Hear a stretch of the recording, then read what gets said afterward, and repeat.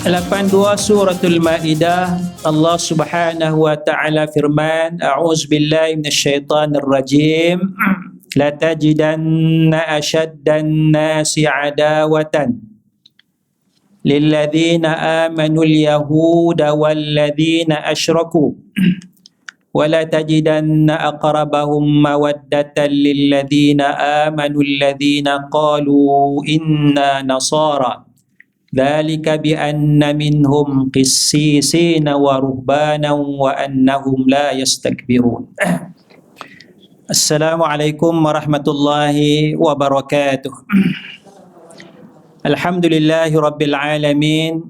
Allahumma salli ala Sayyidina Muhammad wa ala alihi wa sahbihi ajma'in. Subhanaka la ilma lana illa ma 'allamtana innaka antal alimul hakim. Rabbi shrah li sadri wa yassir li amri wahlul 'uqdatam min lisani yafqahu qawli, amma ba'd. Alhamdulillah, kita masih lagi berada di sini dan kiranya yang hadir ni setakat ni bebas COVID lah.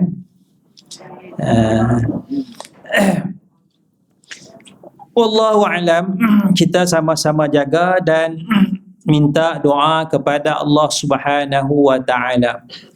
Jadi kita imbang di antara tawakal kepada Allah dan juga sebab musabab. Kita imbang di antara tawakal kepada Allah, qada dan qadar Allah, juga sebab musabab. Jadi sebab musabab tu SOP lah. SOP jaga pakai tutup dan sebagainya. Saya tak pakailah sebab jarak saya ni lebih daripada 2 meter, 3 meter. Nak cakap pun tercungap-cungap. Ya, kalau pakai imam-imam semayang pun tercungap-cungap, kecuali baca iza jaqulullah, insya-Allah lah. Ya. Baik, kita nak sambung sikit. Saya sambung sikit firman Allah Subhanahu wa taala. Ada Quran semua faham jadual. Kita sambung ayat 82 Suratul Maidah. 82 kan? 82 Suratul Maidah, Allah Subhanahu wa taala firman, a'udzubillahi minasyaitonir rajim. La tajidanna ashaddan nasi adawatan lilladzina amanu al-yahuda walladzina asyraku wa la tajidanna aqrabahum mawaddatan lilladzina amanu alladzina qalu inna nasara dzalika bi anna minhum qissisina wa ruhbanan wa annahum la yastakbirun. Allah Ta'ala sebut, kamu akan dapati bahawa orang yang paling kuat, asyad dan nas, paling kuat, manusia yang paling kuat, adawatan, permusuhan. Jadi orang yang paling kuat musuh lilladzina amanu, terhadap orang yang beriman, al-yahuda, iaitulah kamu dapati orang Yahudi dan orang yang musyrik. Jadi dua golongan ni golongan yang sangat-sangat bermusuh terhadap orang yang beriman.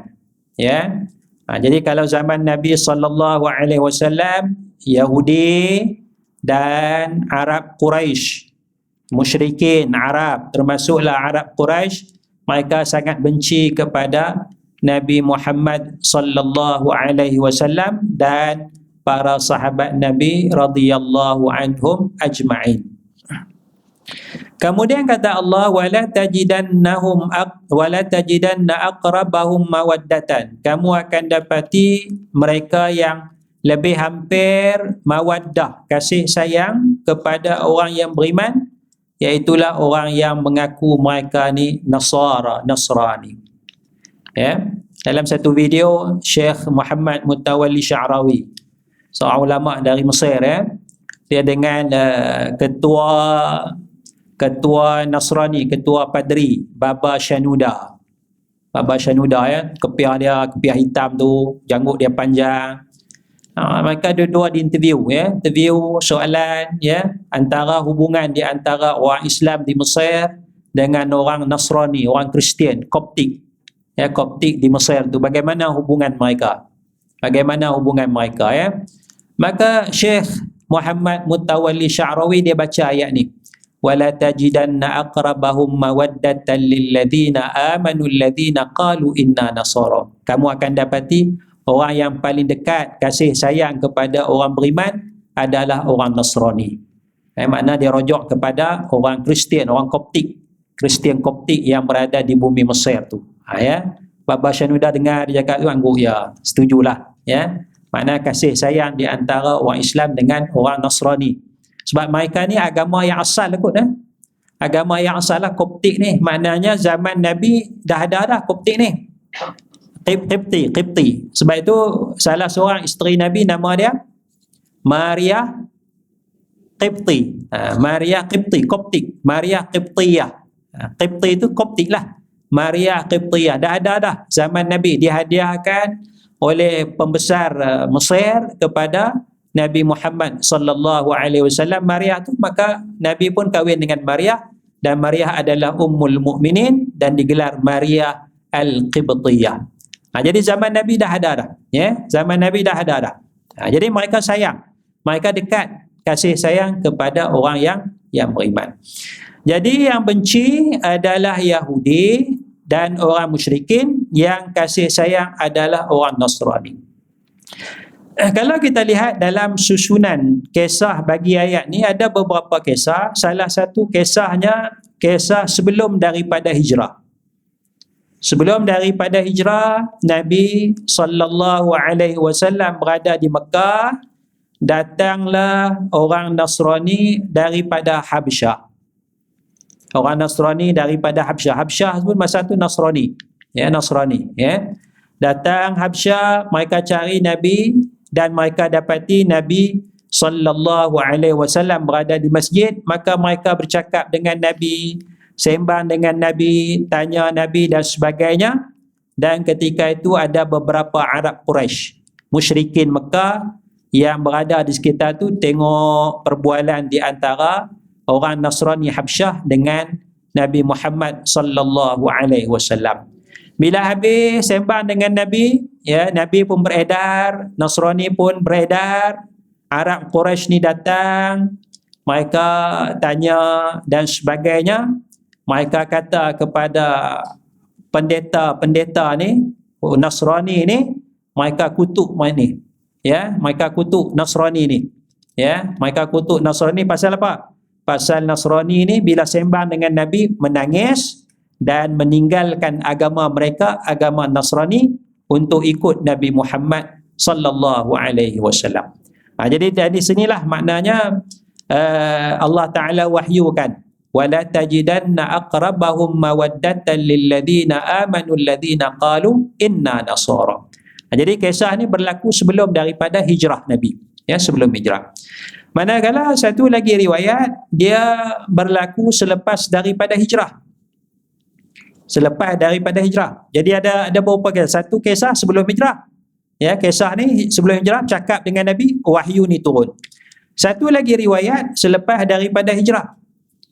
Maknanya Nabi hantar sahabat-sahabat Nabi ke Habsyah. Nabi hantar sahabat Nabi ke Habsyah dan kemudian Nabi hijrah ke Madinah. Ayat ni belum turun lagi ya. Ikut satu riwayat.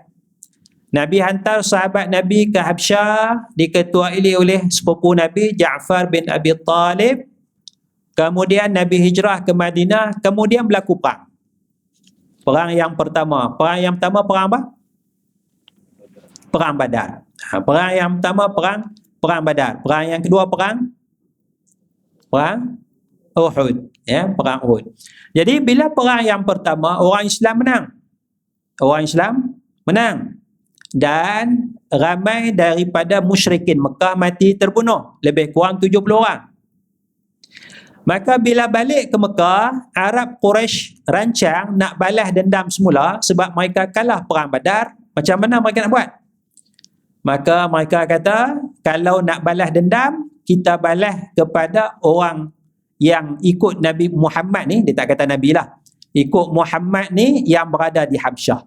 Mereka tu terkontang-kanting di sana, kita hantar wakil, kita minta Raja Habsyah serahkan orang Islam sana tu, kita boleh balas dendam, kita boleh bunuh balik. Ya. Maka Arab Quraisy pun mereka hantar wakil mereka, salah seorangnya Amru ibn As. Amru ibn As. Amru ni belum Islam lagi masa ni. Lepas tu baru dia masuk Islam. Ya, salah seorang orang bijak.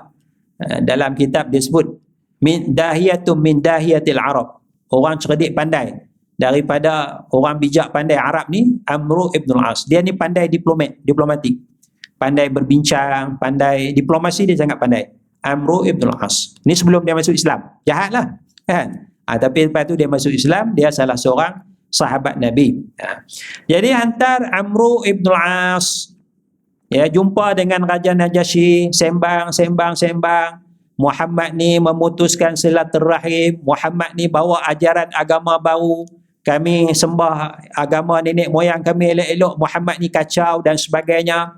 Ya, mengadu kepada Raja Najasyi supaya Raja Najasyi marah kepada orang Islam di Habsyah, serahkan orang Islam di Habsyah kepada wakil orang Arab Quraisy ni, senang mereka nak balas dendam. Jadi kalau ada dalam jagaan Raja Najasyi, tak boleh nak buat apa, kan? Jadi kena serah dulu. Jadi sini Raja Najasyi dia Nasrani. Dia tak terima bulat-bulat, dia panggil ketua orang Islam, iaitu Ja'far. Panggil ketua orang Ja'far dan tanya Ja'far, apa yang kamu bawa Nabi kamu Muhammad diajar apa dan sebagainya. Maka Ja'far pun datang. Ja'far bacakan beberapa ayat dari surah Maryam. Surah Maryam tu cerita pasal Maryam, cerita pasal Nabi Zakaria, cerita pasal Nabi Isa dan sebagainya. Jadi Nasrani ni dia ada susur galur. Dia ada susur galur dengan Nabi Isa, dengan Maryam, dengan Nabi Zakaria, dengan Yahya dan sebagainya. Jadi dalam surah Maryam tu menyebut kisah-kisah yang baik, kisah-kisah yang benar tentang Maryam, tentang Nabi Zakaria, Nabi Yahya dan sebagainya. Ya.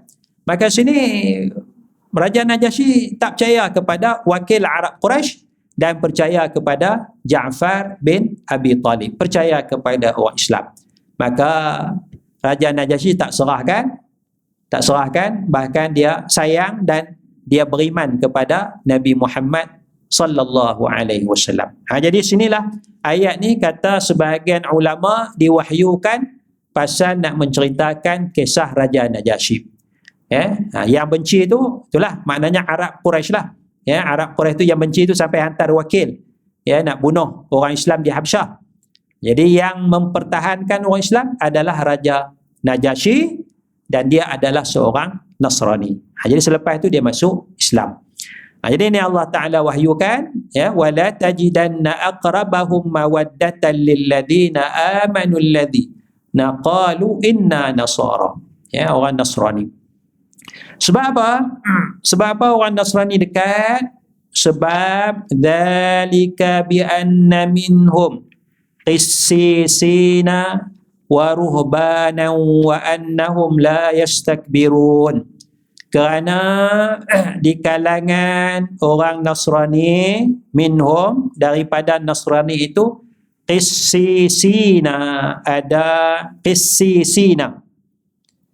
Qissisi maknanya ahli ilmu, ulama-ulama. Qissin, qis wa alim. Ya, wa alim, qissin. Ada wa alim, ahli alim kitab lah, kitab Injil. Ya, kitab Injil, tahu ajaran Nasrani yang sebenar, tahu pasal Nabi Isa, tahu tentang berita gembira yang Nabi Isa bawa, kedatangan seorang rasul pada akhir zaman. Ya, mereka kenal Nabi Muhammad sallallahu alaihi wasallam. Ini qissisina, orang alim.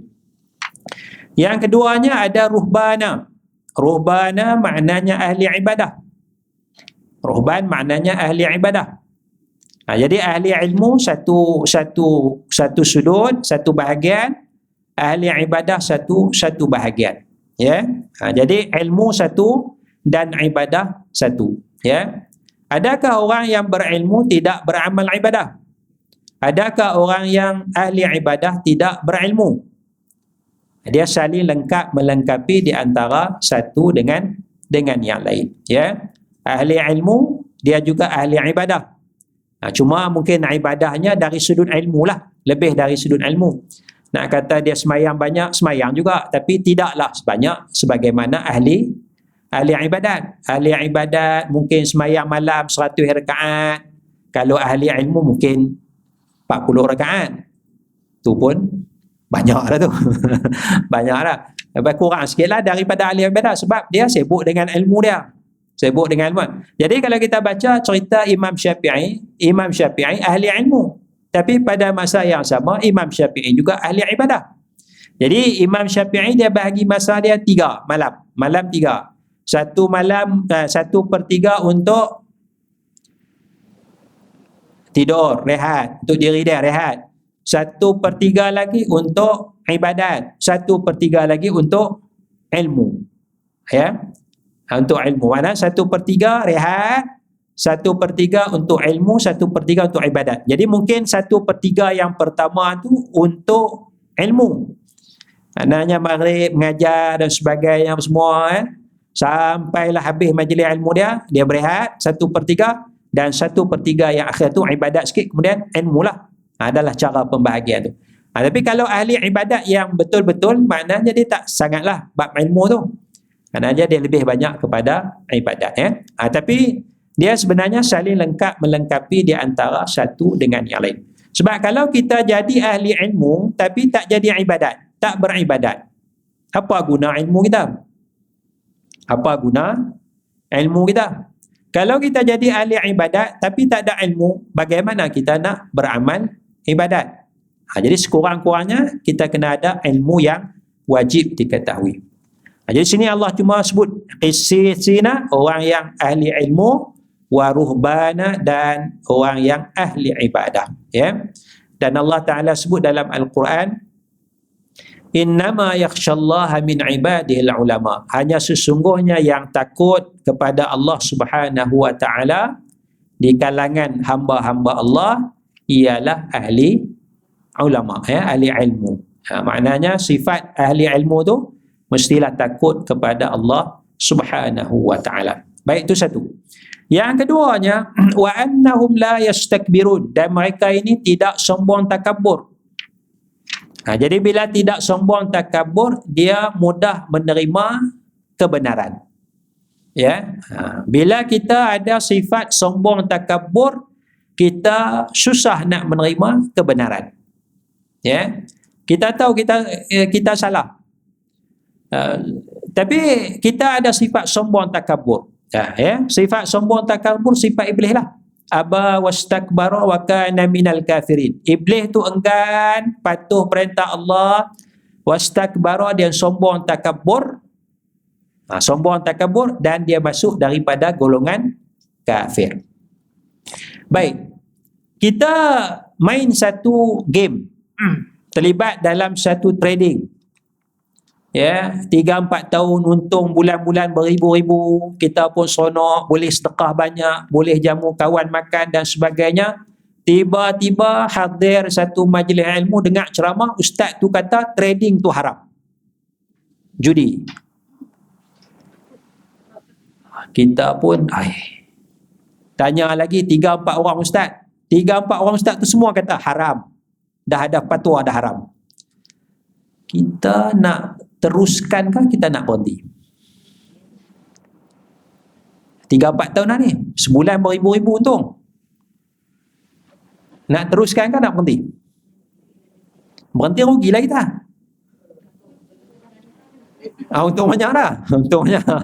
Pasal untung banyak dah, tak apalah kan. Jadi adakah kita sanggup berhenti? Ataupun kita yang ustaz tu sebut lain tu, kes lain, memang nama sama, trading tu juga, tapi ada sikit kan, yang ustaz sebut tu haram tu ada sikit. Yang saya ni nama sama tapi lain sikit.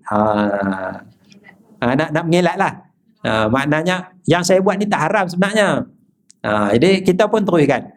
Jadi sedangkan kita dah tanya, bukan tanya seorang ustaz, kita tanya 3-4 orang ustaz, tanya pakar kewangan, ya haram. Kita pun tengok fatwa kata haram, kita pun Google, betul ya punya haram. Tapi ya Allah, macam mana aku nak tinggalkan ni? Untung banyak ni.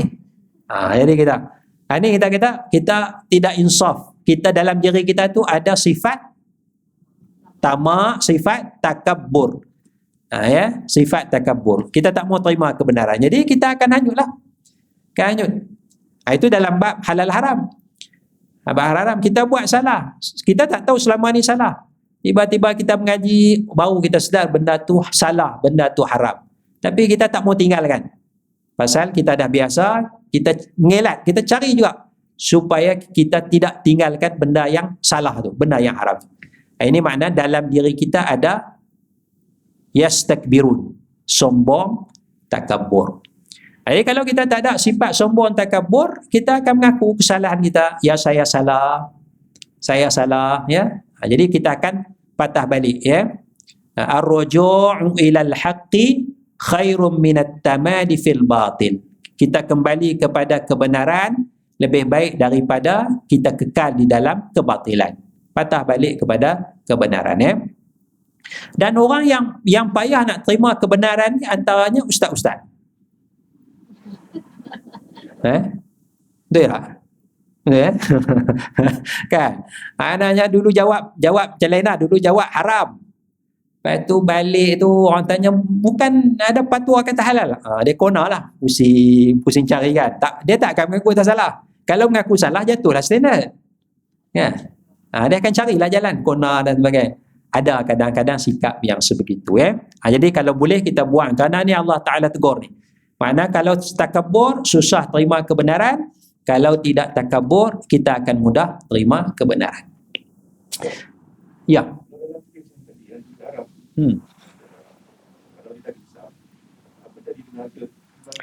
Harta yang dah lepas tu tak apalah nak buat macam mana. Sebab masa kita buat bisnes tu kita tak tahu kata haram. Modal kita tu tak apalah, modal kita halal. Modal kita halal. Jadi modal tu ambil balik. Katalah kita masuk trading tu 100,000, tu modal kita. Simpanan kita keluarkan 100,000 tu. Jadi bila terlibat haram, modal tu halal. Falakum ru'usu amwalikum la tazlimuna wa la tuzlamu, dalam surah Baqarah. Bila terlibat dengan riba, ambil balik modal kamu tu. Kamu tidak menzalim, kamu tidak dizalim. Ambil balik modal kamu. Yang untung-untung, yang riba-riba tu, itu kena tinggalkan. Dah beli dah, nak buat macam mana? Bayar balik lah. Bayar balik, ganti balik dan sebagainya, kan? Kalau boleh jual balik. Maknanya duit tu lepaskan. Lepaskan. Bukan sedekah, lepaskan. Ya. Ataupun maknanya kita istighfar, kita tak boleh nak buat apa dah benda tu. Kan? Sebab masa kita buat benda tu, kita tidak tahu benda tu haram. Jadi once kita tahu, stop. Kita stop. Yang lepas tu kita istighfar, mohon ampun kepada Allah Subhanahu Wa Taala. Yang tu yang lebih mudah sikit kot, ya. Kalau suruh jual, suruh lepas, beli rumah tu pula rumah duduk sekarang. Kalau aku jual rumah ni, aku nak duduk mana? Kan? Jadi maknanya antara penyelesaian mudahnya yang mungkin sesuai dengan kita, yang lepas tu lepas, kita buat tu kita tak tahu kata benda tu haram, kita stop. Yang lepas tu tak apalah, kita mohon ampun kepada Allah Subhanahu Wa Taala. Baik, kemudian kata Allah, wa idza sami'u ma, ni kita masuk juzuk yang berapa ni? Wa idza sami'u 7. Jadi kita dah habis 6 juzuk, kita masuk juzuk yang ke-7. Wa idza sami'u ma unzila ila ar-rasul tara a'yunahum tafidu minad dam'i mimma 'arafu minal haqq. Dan apabila mereka mendengar apa yang diwahyukan kepada Rasul, yakni Nabi Muhammad sallallahu alaihi wasallam, tara, kamu melihat a'yunahum, mata-mata mereka, tafidu, bercucuran daripada ad-dam', daripada air mata, bercucuran air mata, keinsafan. Sebab apa? Mimma arafu minal haqq, dari sebab apa yang mereka tahu daripada kebenaran. Ya, jadi maknanya Nasrani zaman tu mereka insaf, mereka sedar betul, ya, ini Muhammad yang sebenar yang mereka sedang tunggu-tunggu. Maka bila macam tu, mereka pun segera beriman. Yaquluna rabbana amanna faktubna ma'asyahidin. Mereka berkata, Rabbana, wahai Tuhan kami, amanna, kami beriman kepada Allah, dah beriman dah, beriman Isa itu Rasulullah, dah beriman, dan sekarang beriman bahawa Muhammad itu adalah Rasulullah. Jadi orang Nasrani itu dia punya lag sikit, katalah, nak beriman Muhammad sebagai Rasulullah. Kalau dia beriman Isa Rasulullah, clear dah, elok dah. Ya. Tapi kalau dia beriman Isa itu anak Tuhan, Isa itu son of God, anak Tuhan, makna itu tak clear lah, tak betul lah. Tapi kalau yang tahu kebenaran, dia beriman bahawa Isa adalah Rasulullah, bukan anak Tuhan. Jadi yang beriman Isa adalah Rasulullah, dia akan mudah beriman Muhammad itu adalah Rasulullah. Ya. Tapi kalau dia beriman Isa itu adalah anak Tuhan, maka dia sukar nak beriman Muhammad adalah Rasulullah. Sebab dia berhenti dekat Nabi Isa aja, dekat Isa aja. Ya, dia tak perlu dah Nabi dah, dia tak perlu dah Rasul lain. Sebab ni bagi dia anak Tuhan cukuplah. Kan? Tak perlulah Muhammad lagi. Tapi kalau beriman Muhammad Isa Rasulullah, maka dia akan mudah beriman Muhammad sebagai Rasulullah. Jadi mereka kata kami beriman kepada Allah, beriman Isa Rasulullah, dan beriman Muhammad itu adalah Rasulullah. Maka tuliskah ya Allah, catatkanlah ya Allah kami ni ma'asyahidin, bersama-sama dengan orang yang bersaksi. Yakni orang yang bersaksi ni adalah umat Nabi Muhammad sallallahu alaihi wasallam. Kita ni akan jadi saksi. Karena Allah Ta'ala sebut dalam Al-Quran, wa kadzalika ja'alnakum ummatan wasata litakunu syuhada'a 'alan nasi wa yakuna ar-rasulu 'alaikum syahida. Demikian Allah Ta'ala jadikan kamu sebagai umat yang pertengahan. Kita ni lah, ya, umat Nabi Muhammad, umat pertengahan. Litakunu syuhada'a 'alan nas, supaya kamu menjadi saksi kepada manusia. Wa yakuna ar-rasulu 'alaikum syahida, dan Nabi Muhammad jadi saksi ke atas kamu. Maksudnya di akhirat nanti, salah satu asasnya di akhirat nanti, Nabi Nuh kata aku dah sampaikan. Umat Nabi Nuh kata Nuh bohong, Nuh tak sampaikan wahyu. Nabi Ibrahim kata aku dah sampaikan, dah ajak dakwah. Umat Nabi Ibrahim kata tak, Ibrahim penipu. Begitulah setiap Rasul-Rasul kata kami dah sampai, umat mereka tak beriman, mereka kata Rasul mereka ni tipu. Jadi apa evidence, apa bukti Nabi Rasul ni? Apa bukti dia? Bukti dia kita lah, umat Nabi Muhammad. Maka ketika itu kita datang, kita bersaksi Nabi Nuh sudah menyampaikan wahyu. Kita bersaksi Nabi Ibrahim dah sampaikan wahyu. Kita bersaksi semua Rasul dah sampaikan. Jadi itu mana menanglah kan. Mana Nabi seorang, kita ambil contoh Nabi Nuh. Nabi Nuh kata aku dah sampaikan 1000 tahun aku dakwah. Umat dia kata tak, Nuh bohong. Baru seri kan? Seri. Kita datang, evidence kita bersama dengan Nabi Nuh. Ya, Nabi Nuh dah sampaikan dah. Kami baca dalam Quran. Jadi sini 2. Kosong. Kemudian wa yakuna ar-rasulu 'alaikum syahid. Nabi Muhammad pula akan jadi saksi bagi kamu. 3. Itu kata saksi tu. 3. Jadi Maknanya membenarkan dakwaan para rasul, mereka sudah menyampaikan wahyu. Ya, itu maksud litakunu syuhada'a 'alan nas, kamu jadi saksi, wa yakunar rasulu 'alaikum syahid, Rasulullah juga akan jadi saksi bagi kamu. Itu satu. Yang kedua, dalam tafsir ayat kata jadi saksi ini disebut di dalam hadis tidak ada mana-mana mayat lalu disaksikan oleh 4 orang bahawa mayat ni baik, maka wajiblah syurga bagi mayat ni, atau kama qal. Ya, baik kurang maksud hadis. Mana-mana mayat yang saksi 4 orang, saksi 4 orang kata mayat ni baik, ahli ibadah, ahli masjid, bagus akhlak dia, maka maknanya syurgalah untuk mayat ni. 4 orang je. Sahabat Nabi tanya, au salasa, kalau 3 orang je saksi macam mana? 3 je. Nabi kata, au salasa, kalau 3 pun tak apa. Mana-mana mayat, 3 orang saksi, baik, kira syurga dah. Ada sahabat tanya, awithnani, kalau 2 orang je saksi. 2 orang saksi. Nabi kata, awithnani, kalau 2 orang pun tak apa dah. Ada 2 orang je saksi, memang dia ni baik, pun syurga dah. Ya. Kata dalam hadis itu kata, kami tak tanya pula Rasulullah kalau seorang je saksinya lah. Seorang je saksi. Barangkali kalau kami tanya seorang, barangkali Rasulullah kata seorang pun boleh lah. Dah tak ada dengan boleh lah seorang pun kan. Jadi pasal apa? Pasal apa 4 orang, 3 orang, 2 orang? Pasal antum syuhadaullahi fil ard. Kamu adalah saksi-saksi bagi Allah di muka bumi.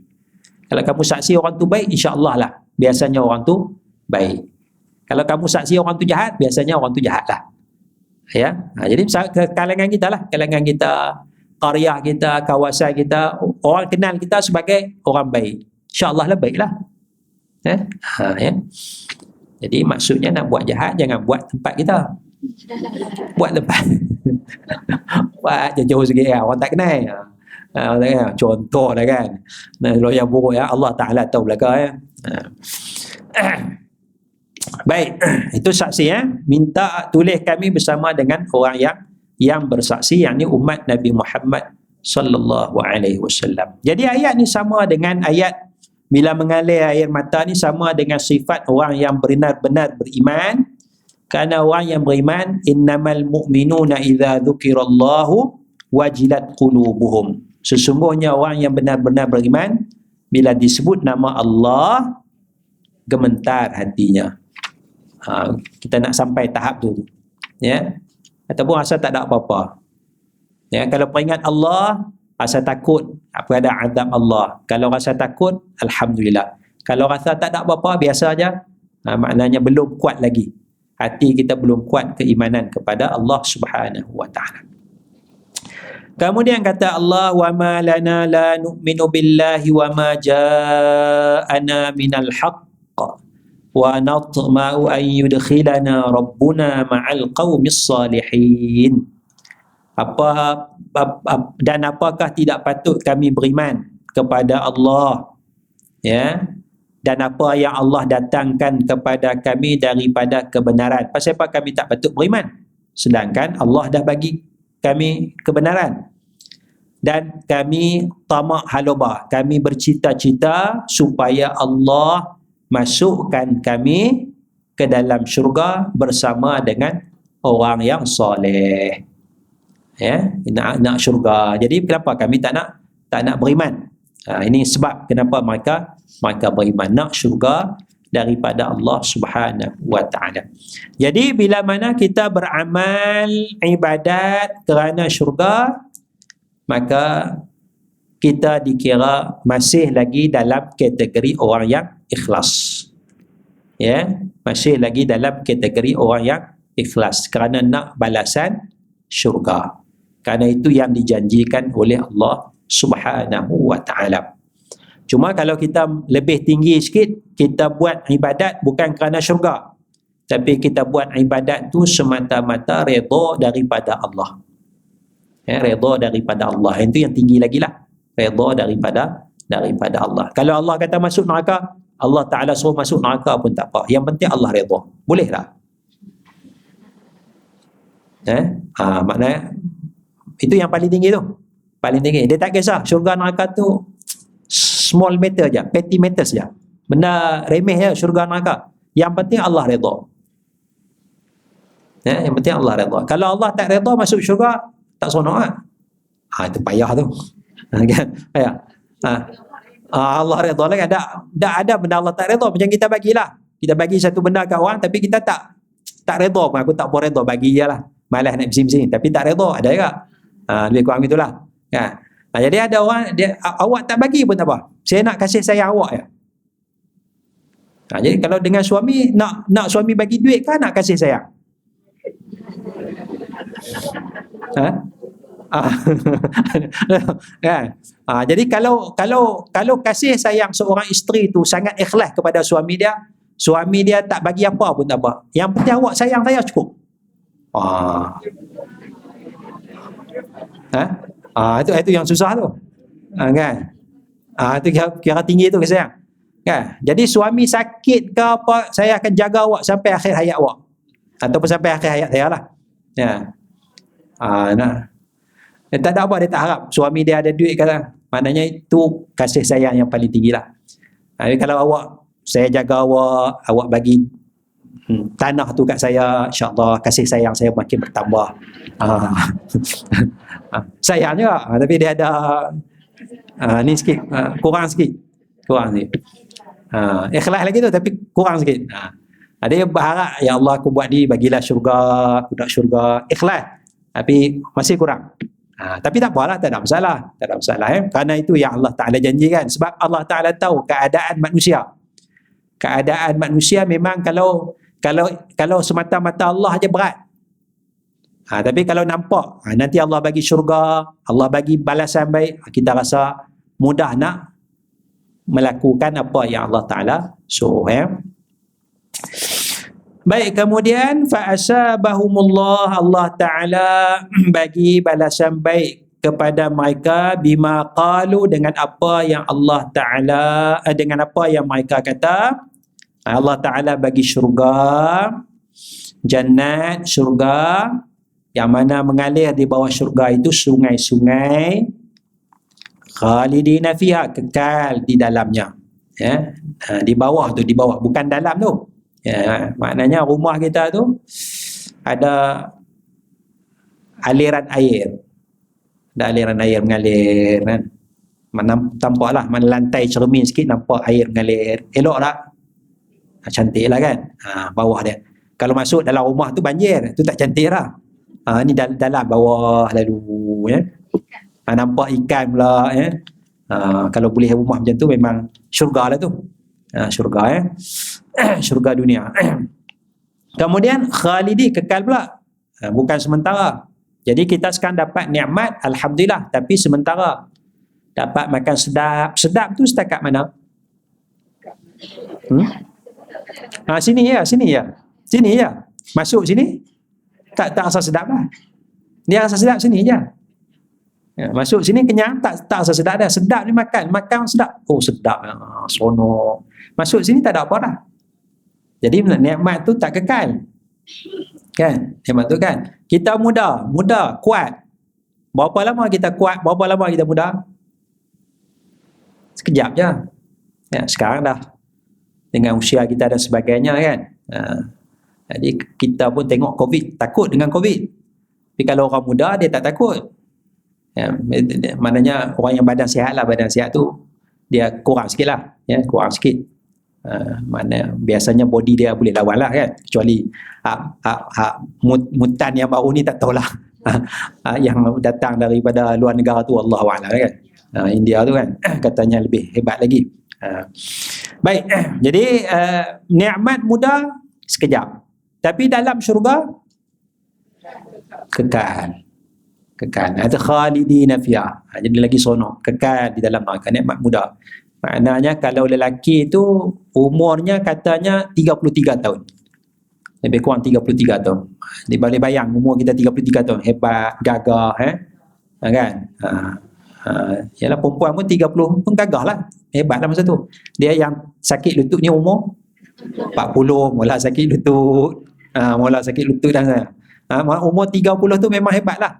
Makna kerjaya pun kira mula nampak hebat ketika tu dan sebagainya. Ya, ada duit masa tu. Ya, ramai taken, ya kan, sebagainya. Baik, kemudian kita ambil ringkas pada pagi ni. Saya nak jawab satu soalan sikit ni. Soalan orang tanya minggu sudah.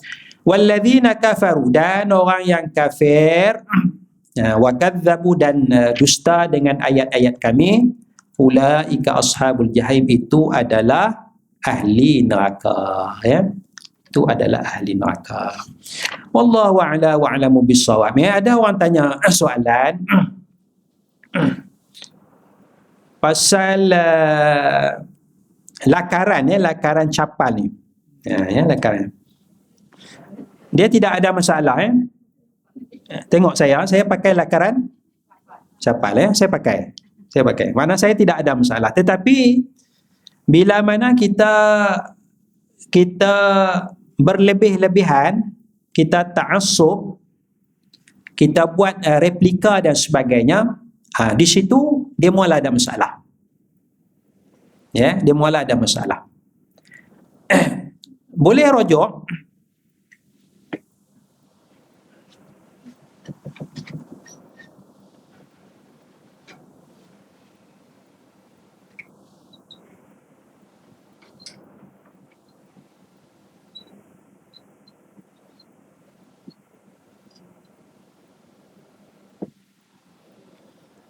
Boleh Google Buddha pada.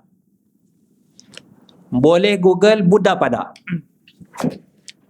Bila kita buat bentuk-bentuk capal dan sebagainya, dia bimbang masuk dalam ni.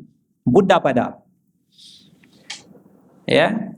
Jadi Buddha pada ni ialah tapak kaki Buddha. Tapak kaki Buddha asalnya tak ada. Tapi selepas beberapa tahun, mungkin ratus tahun selepas kematian Buddha, orang mula buat tapak kaki Buddha. Ya, orang mula hormat, orang mula sujud kepada tapak kaki Buddha. Asalnya dalam agama Buddha tak ada benda tu.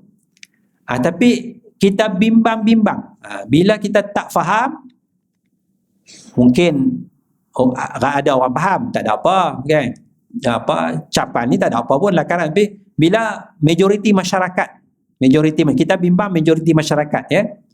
Bila berlebih-lebihan, ya, kita buat tu letak depan mihrab tu, itu jadi masalah. Jadi bila semayang tu, masa buat tu mungkin semayang ngadap Allah, tapi lepas generasi anak cucu, nampak, generasi anak cucu dia akan jadi ni, ya.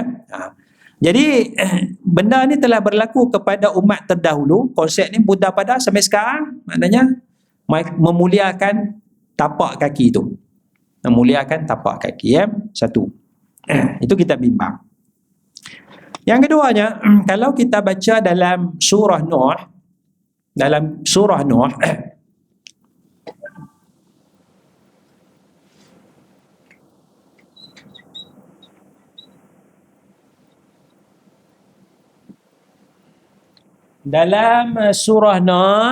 sebut tentang orang soleh, wa qalu la tadharunna alihatakum wa la tadharunna waddan wa la suwa'an wa la yaghutha wa la ya'uqa wa nasra wa qad adallu katsira wa la tazidiz zalimina illa dhalala mimma khati'atim ughriqu, sampai habis surah Nuh tu. Jadi dia sebut tu 5 tu, Waddan, Yaghuth, Ya'uq, Nasra. Ada 5 nama yang disebut tu. Ni 5 nama sembahan. 5 nama sembahan pada zaman Nabi Nuh alaihi salam, dan mereka ni asalnya orang baik, orang soleh, tetapi direplikakan, dibuat bentuk dan akhirnya disembah. Dibuat bentuk akhirnya disembah. Dua. Yang ketiganya, bila mana Nabi hantar sahabat-sahabat Nabi ke Habsyah, Nabi hantar sahabat Nabi ke Habsyah, salah seorangnya Ummu Salamah radhiyallahu anha. Ummu Salamah bila dia balik dari Habsyah, dia ceritakan kepada Nabi apa dia tengok di Habsyah.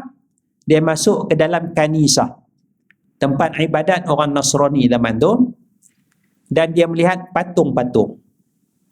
Ya, patung-patung yang mana patung lah, benda replika lah, patung, ya. Maka Nabi sallallahu alaihi wasallam menyatakan patung-patung tu asalnya adalah orang-orang soleh. Orang-orang soleh. Jadi bila orang soleh ni mati, masyarakat membuat patung-patung untuk ingat kepada mereka. Asalnya, untuk ingat kepada mereka. Kemudian bila dah siap patung tu, mereka letakkan dalam rumah ibadat. Jadi bila masuk rumah ibadat, tengok patung tu, mereka rasa seronok, rasa tenang, rasa nak beramal ibadat, nak jadi macam orang soleh ni. Itu asal tujuannya tu, nak jadi macam orang soleh. Bagus atau tidak?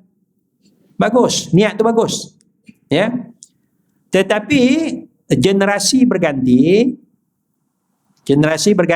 anak cucu tak faham dah. Anak cucu tak faham. Bila masuk tengok ada patung, dulu datuk nenek kami bila masuk seronok, senyum, tunduk hormat pada patung ni. Jadi generasi cucu cicit tak faham, mereka ingat datuk kami sembah patung ni. Jadi bila sampai akhirnya, ya, patung-patung berada dalam rumah ibadat di Habsyah tu, ya, disembah dan sebagainya, maka Nabi bagi tahu asalnya orang soleh tu, ya, asalnya orang soleh dibuat untuk ingat, tapi akhirnya disembah. Maka Nabi kata itu adalah sejahat-jahat makhluk Allah Taala. Sebab tu. Jadi maknanya benda asalnya harus, ya, kita nak buat replika, buatlah. Tapi bila kita tak faham, bila kita letak tempat semayang tak depan tu, kita sekarang ni tak apa lagi lah, anak cucu kita ni, generasi akan datang, ya, dia pun tak faham dan sebagainya, Quran pun tak baca dan sebagainya. Oh, mak kami dulu semayang sembah benda ni lah, nak mendekatkan diri kepada Allah, kena sembah benda ni lah. Kan? Jadi buat banyak-banyak, letak dekat rumah, kena ada kat rumah, semayang kena menghadap benda tu. Jadi tu. Jadi sebab tu, jadi daripada situlah maknanya kita kena ada saddud dzara'i', ya, mencegah daripada benda ni. Jadi pakai ni tak apa, pakailah, tak ada apa. Adakah saya pakai ni maknanya pahala saya meningkat berganda-ganda? Tak ada apa. Ni macam pasukan bola, ya, tak ada apa, nak pakai. Kan? Cuba tengok tepi, ada lambang nak tepi tu, ada tak? Ada kan cok penjual dia, ada tak? Dia buh nama dia, tak ada apa, macam tu je lah, kan. Ini maknanya design ni untuk bisnes dan untuk saja nak bagi indah, nak bagi cantik je, tidak ada apa-apa fadilat, tidak ada apa-apa kelebihan, ya. Jadi pakai ni boleh masuk tandas ni, saya tadi pun masuk tandas pakai ni, tak ada apa, tak perlu kita letak kat luar. Pasal sunnah Nabi tutup kepala bila masuk tandas, tutup je lah, ya. Itu konsep tu kita kena faham, ya. Wallahu a'la wa a'lamu bis-shawab. Ada apa persoalan? Ya. Ada? Kenapa umat Nabi Muhammad sallallahu alaihi wasallam dipanggil umat pertengahan? Ya, kenapa umat Nabi Muhammad dipanggil sebagai umat wasat? Di sini kita nak kena tengok makna wasat. Ya, wasat. Apa makna wasat itu? Ya, tafsiran para ulama pelbagailah dalam nak mentafsirkan umat yang pertengahan tu. Sebab kalau kita nak kira, kita ni umat akhir zaman. Tapi kenapa kita umat pertengahan? Jadi salah satu huraiannya ialah dari sudut ajaran kita tu adalah ajaran yang wasat, ajaran yang pertengahan. Jadi dia tidak dia panggil ifrat wa tafrid. Tidak ifrat, tidak melampau, dan tidak tafrid, tidak cuai. Dia tengah-tengah. Ya, dia tengah-tengah. Ya. Kalau ajaran dulu kalau buat kesalahan balik rumah, tertulis di pintu rumah dosa pada hari itu dan kifarat dia. Dosa pada hari itu dan kifarat dia. Kita balik lagi petang lagi tengok tertulis pintu rumah dosa. Kifarat dia kena puasa yang ni 3 hari. Yang ni kena sedekah RM300. Yang ni Allah. Esok keluar pula. Balik petang tengok ada lagi dosa dan. Ya. Kalau umat Nabi Musa taubat kena bunuh diri. Faqtulu anfusakum fatubu ila Allah. Taubat kepada Allah dan bunuh diri kamu. Kalau ajaran Nabi Muhammad macam tu, ada kita tengah-tengah. Taubat tu ada, tapi tidaklah sampai bunuh diri. Dosa tu ada, tapi tidaklah dosa tu terpampang di pintu rumah kita. Dosa tu sedar sendirilah.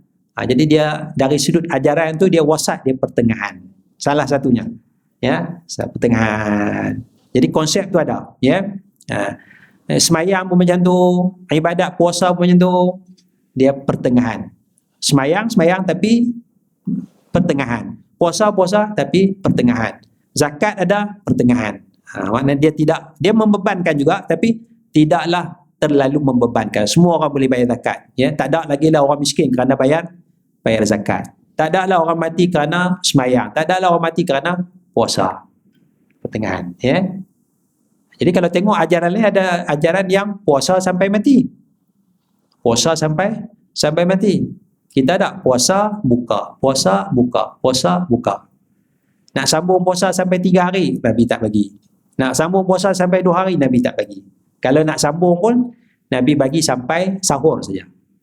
Kalau nak sambung puasa. Maknanya maghrib nanti tak mau buka, boleh. Sampai sahur kena makan juga. Nabi tak bagi sambung hari kedua. Dia pertengahan.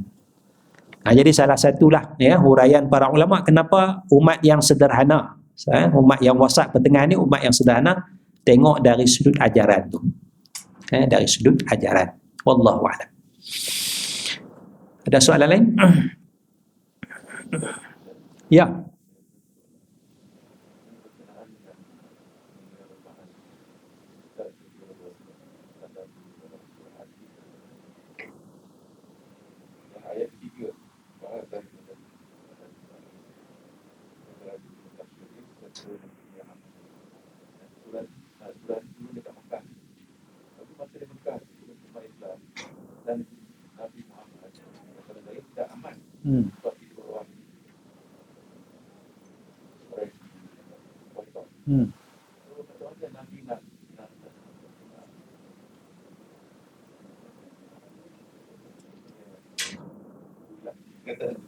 Padahal macam mana Nabi nak katakan kita di dalam keadaan aman, sedangkan kita punya andaian sedangkan masa itu tak aman. Soalan dia tentang surah At-Tin, Wat-Tini Waz-Zaitun Wat-Turi Sinin wa hadzal baladil amin. Itu sumpah Wat-Tin, dan demi buah tin, Waz-Zaitun, dan demi buah zaitun, sampai wa hadzal baladil amin, dan demi negeri ini yang aman. Negeri ini yang aman. Jadi soalan dia, masa ayat ni diwahyukan, Nabi tak aman. Nabi tidak aman. Nabi ditekan, orang Islam ditekan, diseksa dan sebagainya. Maksudnya dalam ayat ni kata wa hadzal baladil amin, dan demi negeri yang aman. Jadi kontra. Allah kata negeri yang aman, tapi ketika itu Nabi Muhammad dan orang Islam hidup dalam keadaan tertekan. Jadi macam mana kita nak faham ayat ni? Ya. Salah satunya kita boleh melihat dari sudut asal tempat tu. Ya. Tempat tu adalah tempat yang diberkati, tempat yang diberi keamanan oleh Allah Subhanahu wa taala. Jadi kalau kita baca dalam surah Baqarah ya, Nabi Ibrahim sebut ya, Nabi Ibrahim letakkan ahli keluarga di sini, kemudian Nabi Ibrahim doa supaya Allah bagi rezeki dan sebagainya, kemudian Allah suruh bersihkan wa tahhir baitiya lit-taifin. Semua tu di kawasan tu, kawasan Mekah tu. Kawasan Mekah tu kawasan ada Kaabah, kawasan ada Masjidil Haram, kawasan yang ada sumber air dan sebagainya. Jadi tempat tu adalah tempat yang sepatutnya nature-nya, sifatnya adalah sifat yang aman. Walaupun masa tu Nabi Muhammad tertekan, menghadapi tekanan, orang Islam menghadapi tekanan. Tapi tempat tu adalah tempat yang aman sepatutnya. Jadi walaupun ketika tu Nabi menghadapi tekanan, orang Islam menghadapi tekanan, asalnya tempat tu aman dan dia akan pasti aman. Dia akan pasti aman. Jadi ketidakamanan tu seketika saja. Ketidakamanan tu seketika saja. Ya. Itu kita nak faham ayat tu, wahadal baladil amin. Jadi tempat tu mesti aman.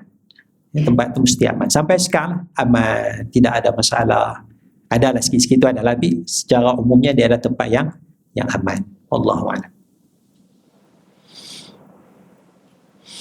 Baik, kita berhenti setakat tu. Subhanakallahumma bihamdik, asyhadu an la ilaha illa anta, astaghfiruka wa atubu ilaik. Wassalamualaikum warahmatullahi wabarakatuh.